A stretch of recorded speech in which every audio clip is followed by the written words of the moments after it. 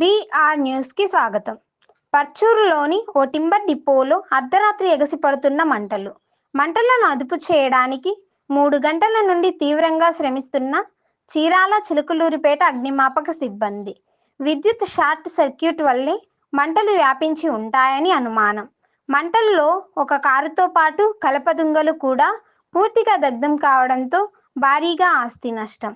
బాపట్ల జిల్లా పర్చూరులోని ఓ టింబర్ డిపోలో అర్ధరాత్రి విద్యుత్ షార్ట్ సర్క్యూట్తో మంటలు వ్యాపించాయి. ఒక్కసారిగా మంటలు చెలరేగడంతో చుట్టుప్రక్కల గృహాలు, షాపుల వారు అప్రమత్తమయ్యారు. ఇళ్లలో ఉన్న నీటితో మంటలను అదుపు చేయడానికి ప్రయత్నించారు. టింబర్ డిపోలో ఉన్న దుంగలకు కూడా మంటలు అంటుకోవడంతో అగ్ని కీలలు భయంకరంగా టింబర్ డిపో మొత్తం వ్యాపించాయి. సమాచారం అందుకున్న స్థానిక ఎస్ఐ మల్యాద్రి, చీరాల చిలుకలూరిపేట అగ్నిమాపక సిబ్బంది సంఘటనా స్థలానికి చేరుకొని మంటలను అదుపులోకి తెచ్చేందుకు తీవ్రంగా ప్రయత్నిస్తున్నారు. 3 గంటల నుండి శ్రమిస్తున్నా మంటలు ఇంకా పూర్తిగా అదుపులోకి రాలేదు. విద్యుత్ షార్ట్ సర్క్యూట్ వల్లే అగ్ని ప్రమాదం సంభవించి ఉంటుందని భావిస్తున్నారు.